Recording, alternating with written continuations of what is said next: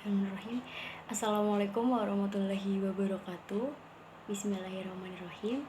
Perkenalkan, nama saya Siti Magfiro dari Fakultas Psikologi kelas B angkatan tahun 2019 Universitas Islam Sultan Agung Semarang atau biasa disebut Unisula Semarang. Saya di sini akan membuat video presentasi dari karya tulis atau draft yang sudah saya susun mengenai pengertian dan definisi kepribadian menurut para ahli.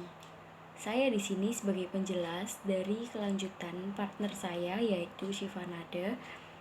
Tujuan video ini dibuat adalah untuk memenuhi tugas pengganti ujian tengah semester Gasal tahun 2020-2021 dalam mata kuliah Psikologi Kepribadian yang diampu oleh Ibu Dr. Anda Haja Retno Anggraini, MC PSI.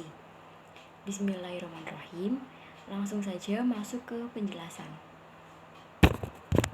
Materi ini merupakan materi yang sudah sangat umum dipelajari dan ada di pertemuan-pertemuan kuliah sebelumnya. Maka dari itu, saya sedikit mengulas tentang pengertian dari kepribadian itu sendiri. Dalam segi bahasa, ada beberapa istilah yang digunakan untuk menggambarkan kepribadian. Di antaranya ada mentality.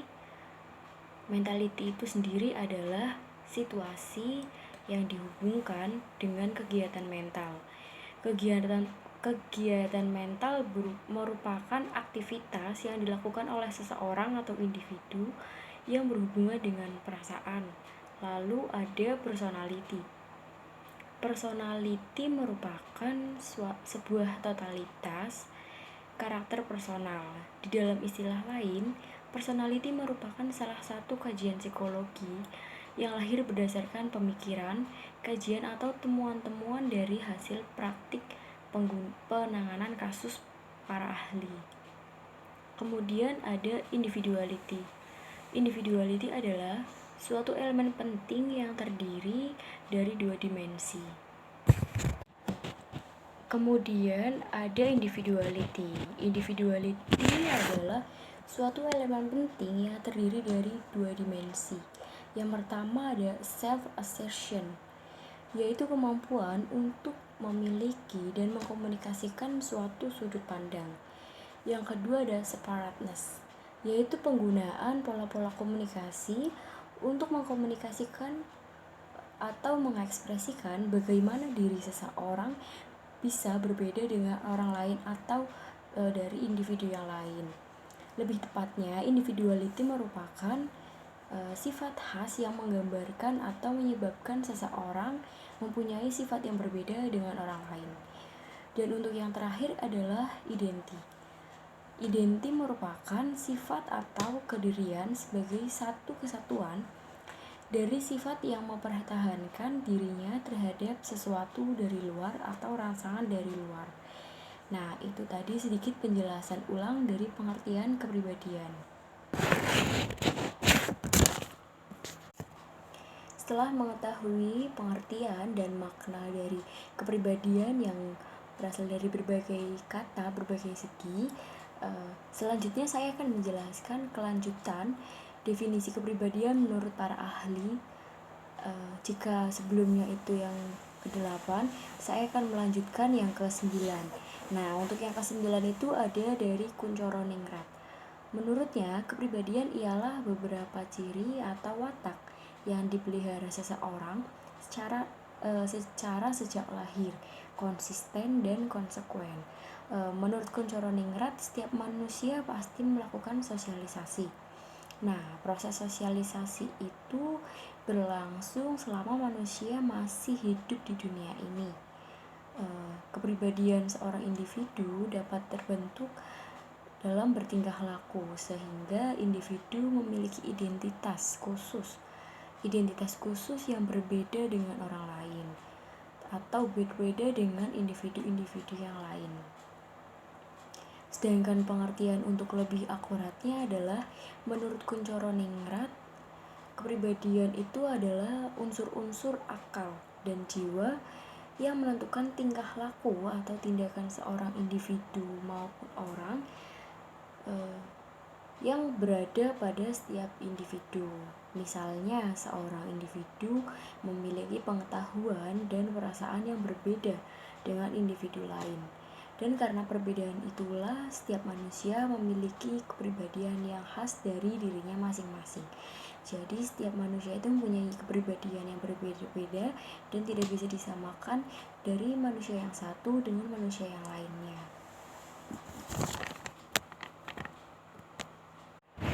Jika tadi di poin ke-9 itu definisi kepribadian menurut Kunchoro-Ningrat, kemudian di definisi yang ke-10 itu ada dari Kartini Kartono dan Gulo dalam Sejarah Kawim.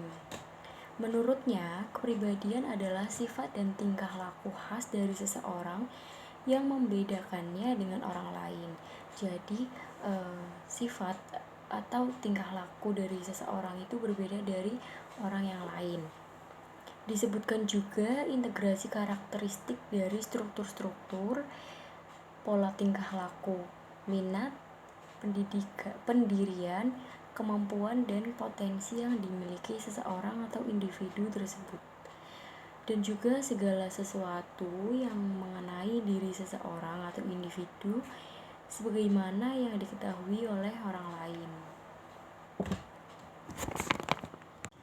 Sifat dan tingkah laku yang khas itu memang dimiliki dari masing-masing individu atau masing-masing manusia. Jadi manusia atau individu itu masing-masing mempunyai kepribadian dan mempunyai kemampuan masing-masing. Jadi tidak bisa mereka itu disamaratakan. Maka dari itu perbedaan-perbedaan itu selalu muncul, tetapi tidak selamanya perbedaan itu membawa dampak atau pengaruh yang negatif bagi keberlangsungan mereka. Nah, untuk yang ke-11 ada definisi kepribadian menurut Martinus Antonius Suasellinus Brouwer atau yang biasa dikenal dengan M.A.W. Brouwer. Menurutnya, kepribadian ialah corak tingkah laku sosial individu, yaitu meliputi keinginan, opini, dorongan, dan kekuatan serat perilaku seseorang. Atau bisa disebut pengaruh sosialisasi terhadap pembentukan kepribadian. Sosialisasi sendiri merupakan proses mewariskan atau menurunkan, mentransfer nilai atau norma kebiasaan dan aturan dari satu generasi ke generasi berikutnya di dalam sebuah kelompok atau masyarakat. Sosialisasi merujuk pada semua faktor dan proses yang membuat setiap manusia menjadi selaras atau seimbang dan sama rata dalam hidupnya di tengah-tengah masyarakat. Jadi fungsinya sosialisasi itu adalah untuk mendekatkan masing-masing individu agar lebih dekat dengan individu yang lain guna terciptanya kebersamaan, jalinan kerukunan, dan perdamaian. Melihat di dalam pengertian sosialisasi yang merupakan mewariskan atau menurunkan norma-norma yang sudah ada sebelumnya, itu maksudnya adalah masyarakat atau nenek moyang kita itu menurunkan norma dan aturan yang berlaku pada saat itu dengan dikembangkan dan diturunkan kepada generasi berikutnya, yaitu generasi-generasi kita, untuk dilestarikan norma-norma tersebut dan aturan-aturan tersebut untuk lebih berkembang dan lebih bisa digunakan untuk jangka panjang juga. Kita juga bisa menerapkan atau merevolusi norma-norma dan aturan-aturan tersebut untuk generasi yang akan datang dengan harapan norma-norma dan aturan-aturan dengan adanya sosialisasi kita semua bisa menjadi menjalin kebersamaan dan menjaga kerukunan, menjaga perdamaian karena adanya keselarasan antara kita dengan yang lainnya. Jadi tidak adanya perpecahan atau timbul permusuhan-permusuhan antar kelompok. Selanjutnya yang ke-12 ada dari Eshel dan Lindsay dalam Sumardi Surya Brata. mengatakan jika kepribadian dibagi menjadi 3 poin. Di antaranya adalah yang pertama, apabila rasa ingnya menguasai sebagian besar energi psikis itu, maka pribadinya akan bertindak primitif, impulsif, dan agresif. Dan dia akan mengubar impuls-impuls primitifnya. Nah, yang kedua, apabila rasa egonya menguasai sebagian energi psikis itu, maka pribadinya bertindak dengan cara-cara yang realistik, logis, dan rasional. Sedangkan yang ketiga atau yang terakhir, apabila rasa superegonya menguasai sebagian besar energi psikis itu, maka pribadinya akan bertindak pada hal-hal yang bersifat moral. Dan untuk yang ke-13, ada definisi kepribadian menurut Jünger. Menurutnya, kepribadian ialah keseluruhan sebuah tingkah laku dari seorang dengan suatu sistem kecenderungan tertentu yang berinteraksi dengan serangkaian situasi maupun instruksi. Pemilik nama lengkap John Milner Jünger lahir pada tanggal 6 Juni pada tahun 1916 dan meninggal pada tanggal 28 Juli tahun 2011. Beliau merupakan seorang sosiolog yang tinggal di Oberlin, Ohio, Amerika Serikat.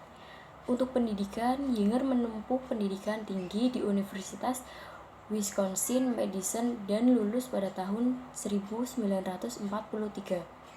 Selama hidupnya, dia banyak sekali meraih penghargaan seperti beasiswa Guggenheim untuk ilmu sosial dan di Amerika Serikat juga Kanada.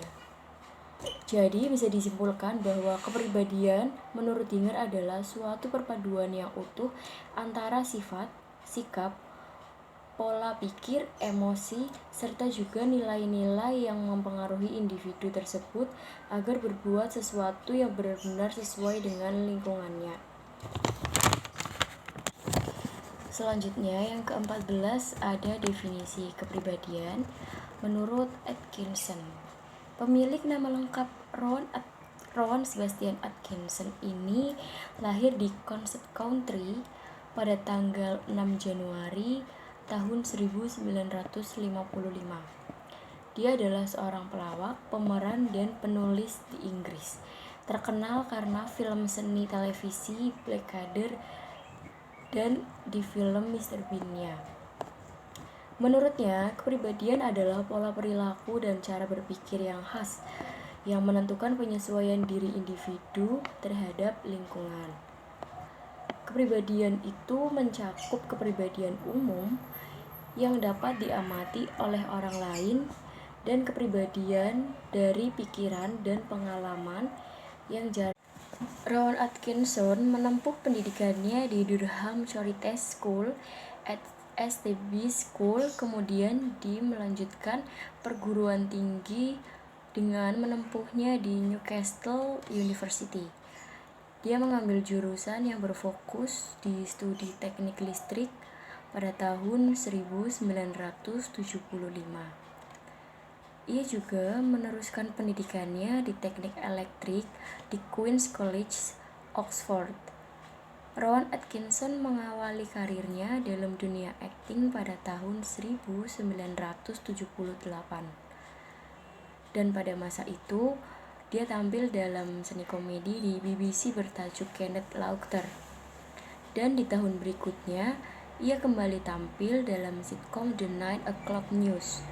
Asal mula ia berkecimpung di dalam dunia akting adalah karena pada masa kuliah, dia dikenalkan dengan penulis yang bernama Richard Curtis. Nah, kemudian di kemudian hari keduanya menuliskan dan membuat sketsa untuk Oxford Playhouse di Edinburgh Festival Fringe di tahun berikutnya. Dan fakta menarik dari Rowan Atkinson ini adalah ternyata dia mampu mengoperasikan pesawat terbang. Bahkan, ia pernah mengambil alih kemudi pesawat terbang ketika pilot yang mengemudikannya itu tiba-tiba jatuh pingsan. Bicara mengenai kepribadian, ini merupakan hal yang tidak bisa dilepaskan dari tiap-tiap individu. Masing-masing individu haruslah bisa mengenali kepribadiannya masing-masing. Kepribadiannya itu seperti apa dan masuk di kategori yang mana. Banyak para ahli yang mengklasifikasikan kepribadian manusia menjadi beberapa jenis. Salah satunya adalah Hippocrates yang mengungkapkan bahwa terdapat 4 jenis kepribadian yang mungkin dimiliki oleh setiap manusia atau masing-masing individu. Seperti yang telah dijelaskan, jika Hippocrates itu mengklasifikasikan kepribadian menjadi 4 kategori. Nah, jenis kepribadian itu adalah sanguinis, phlegmatis, koleris, dan melankolis. Yang pertama, sanguinis. Jenis kepribadian manusia yang pertama adalah sanguinis. Orang dengan kepribadian sanguinis merupakan individu atau orang yang selalu merasa optimis dan selalu memiliki semangat dalam segala hal. Mereka memiliki sifat yang mudah bergaul dan ramah dengan orang lain, suka berbicara di depan publik, suka diperhatikan, kreatif, dan cenderung mendominasi di dalam kelompok. Tak heran, banyak orang senang jika berada di dekatnya atau jika sedang berada bersama orang dengan tipe kepribadian sanguinis. Mereka juga dikatakan merupakan kepribadian yang memiliki jiwa petualang. Namun, tipe ini tidak suka menghadapi hal-hal yang rumit atau hal-hal yang sulit, hal-hal yang serius, hal-hal yang egois, dan mudah lupa. Tipe orang dengan kepribadian sanguinis ini merupakan orang yang memiliki sifat pelupa dan kurang memiliki jiwa komitmen untuk kepentingan bersama. Walaupun dia memiliki jiwa semangat yang tinggi, tetapi jika di dalam kelompok dia kurang memiliki jiwa komitmen untuk kepentingan bersama. Orang dengan kepribadian ini bisa dikatakan cocok bekerja dalam bidang. Yang kedua, phlegmatis. Jenis kepribadian manusia yang kedua adalah phlegmatis. Orang dengan kepribadian phlegmatis dikatakan cinta kedamaian dan netral dalam setiap situasi, serta tidak suka memihak pada salah satu kubu maupun kelompok. Mereka akan selalu berusaha untuk menghadapi atau menghindari konflik dengan siapa saja. Selain itu, orang dengan kepribadian ini juga senang membantu orang lain, terutama orang-orang di sekitarnya. Seorang dengan kepribadian phlegmatis juga bisa menjadi pendengar yang baik, memiliki selera humor, mudah bergaul, memiliki banyak teman, dan tidak suka hal-hal yang rumit. Tipe ini lebih cenderung biasa-biasa saja dan kurang tertarik dengan hal-hal yang baru. Seseorang dengan kepribadian phlegmatis nampaknya tak perlu lagi diragukan soal kesetiaan, karena melihat dari ciri-ciri kepribadian dari manusia dengan tipe kepribadian phlegmatis, yaitu yang cinta kedamaian dan netral dalam setiap situasi, maka itu tidak diragukan lagi soal kesetiaannya. Dan orang-orang dengan tipe kepribadian phlegmatis cocok bekerja di bidang jasa seperti. Selain kategori yang pertama dan kedua yaitu sanguinis dan phlegmatis, ada juga kategori yang ketiga yaitu koleris. Koleris ini lebih dikenal sebagai tipe kepribadian yang cerdas dan selalu mengedepankan logika. Orang dengan kepribadian koleris juga dikatakan keras kepala, mudah marah, dan berkemauan keras terhadap apa yang mereka inginkan. Mereka juga tidak terlalu suka basa-basi dan lebih senang melakukan berbagai hal sendiri. Jadi, tidak suka melakukan hal-hal itu secara bersama-sama. Orang dengan tipe kepribadian koleris ini lebih suka melakukan hal-hal, melakukan aktivitasnya itu secara individu. Mereka dikatakan hanya nyaman berada bersama dengan orang yang memiliki ketertarikan yang sama. Seseorang dengan kepribadian koleris juga dikatakan memiliki kemampuan membuat keputusan dengan baik. Orang koleris juga mampu mengatur diri dan memiliki tujuan untuk masa depan dengan sebaik-baiknya. Mereka juga merupakan orang yang produktif dan menyukai kebebasan dalam hidupnya. Jadi orang dengan tipe kepribadian koleris ini tidak suka jika dikekang, tidak suka jika banyak-banyak aturan. Orang-orang dengan tipe koleris juga dikatakan lebih cocok bekerja di bidang manajemen, teknologi, statistik, bisnis, teknik, atau selain kategori yang pertama dan kedua yaitu sanguinis dan pragmatis, ada juga kategori yang ketiga yaitu koleris. Koleris ini lebih dikenal sebagai tipe kepribadian yang cerdas dan selalu mengedepankan logika. Orang dengan kepribadian koleris juga dikatakan keras kepala, mudah marah, dan berkemauan keras terhadap apa yang mereka inginkan. Mereka juga tidak terlalu suka basa-basi dan lebih senang melakukan berbagai hal sendiri. Jadi, tidak suka melakukan hal-hal itu secara bersama-sama. Orang dengan tipe kepribadian koleris ini lebih suka melakukan hal-hal, melakukan aktivitasnya itu secara individu. Mereka dikatakan hanya nyaman berada bersama dengan orang yang memiliki ketertarikan yang sama.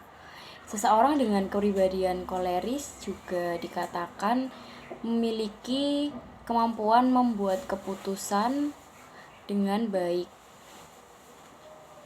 Orang koleris juga mampu mengatur diri dan memiliki tujuan untuk masa depan dengan sebaik-baiknya.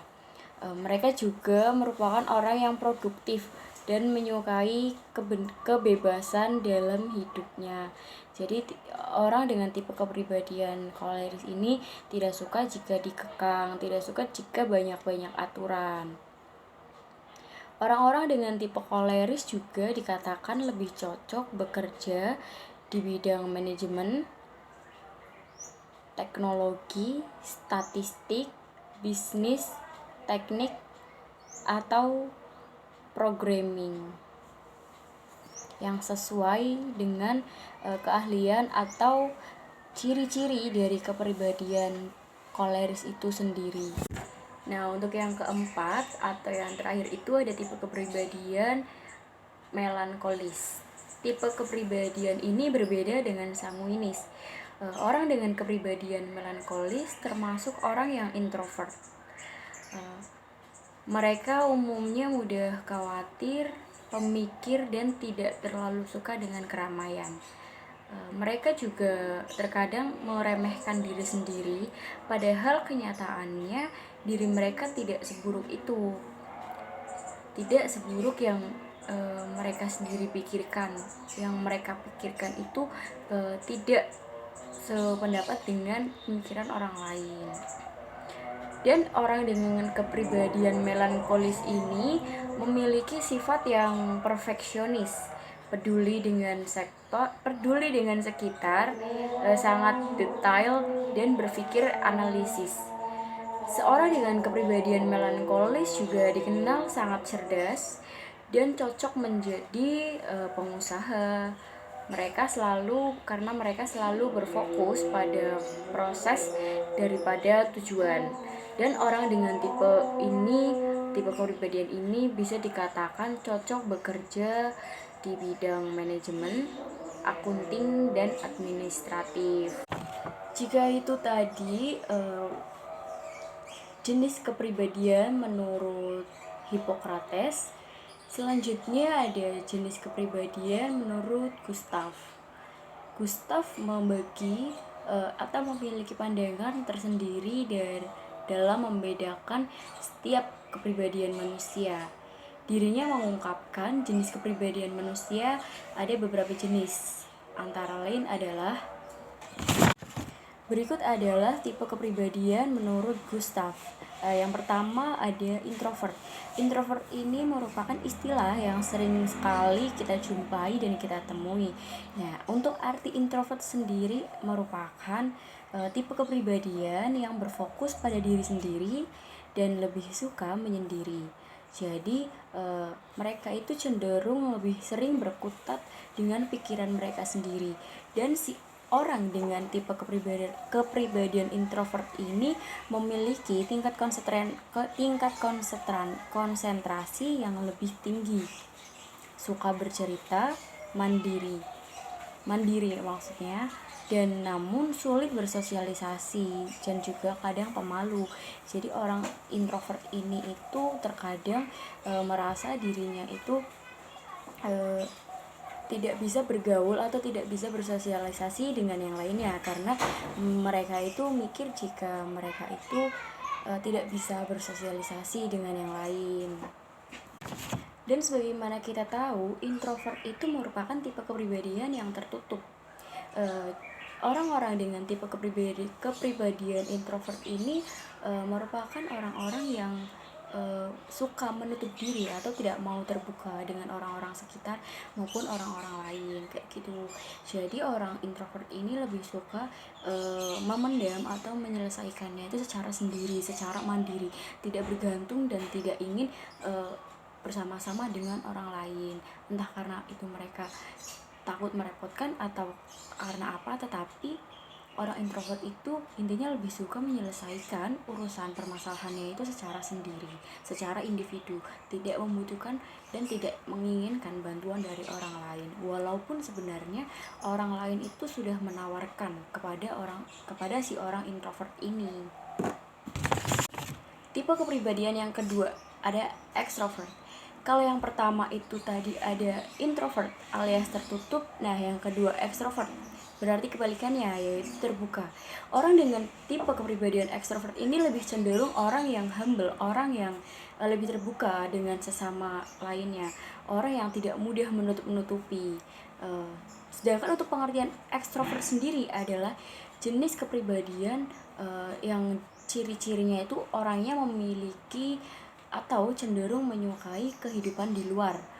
Orang ekstrovert ini lebih suka berinteraksi dengan orang-orang lain dan lebih terbuka, berbeda dengan orang-orang introvert yang lebih suka menutup diri atau lebih cenderung tertutup. Orang ekstrovert itu lebih suka bersosialisasi atau berinteraksi dengan orang-orang sekitar. Dan juga biasanya orang-orang ekstrovert ini mempunyai jiwa kepemimpinan yang tinggi, karena dengan dia bersosialisasi, dengan dia berinteraksi, dia seringkali menerapkan atau melakukan interaksi-interaksi yang mana membuat dirinya itu semakin punya jiwa kepemimpinan.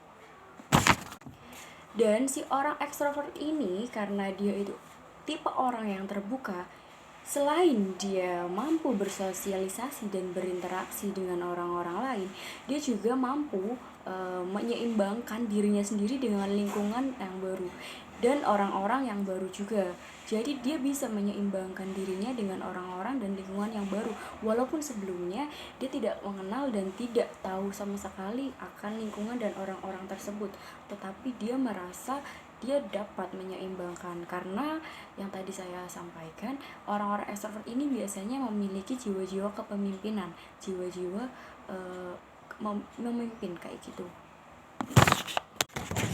Untuk jenis kepribadian dari Gustav yang ketiga adalah ambivert.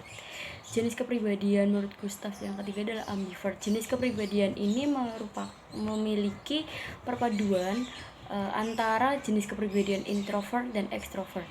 Orang ambivert menjalani kehidupannya lebih seimbang karena dia tahu kapan dia akan menjadi tipe extrovert, dan ketika dia ingin waktu untuk dirinya menjadi dirinya sendiri, mereka akan menjadi pribadi yang introvert atau yang tertutup.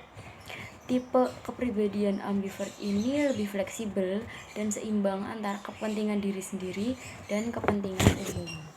Nah, itu tadi penjelasan mengenai definisi-definisi kepribadian menurut para ahli sampai dengan jenis-jenis kepribadian menurut para ahli juga. Semoga ilmu yang saya share ini dapat bermanfaat bagi kita semua, dan kurang lebihnya mohon maaf. Saya akhiri. Wassalamualaikum warahmatullahi wabarakatuh.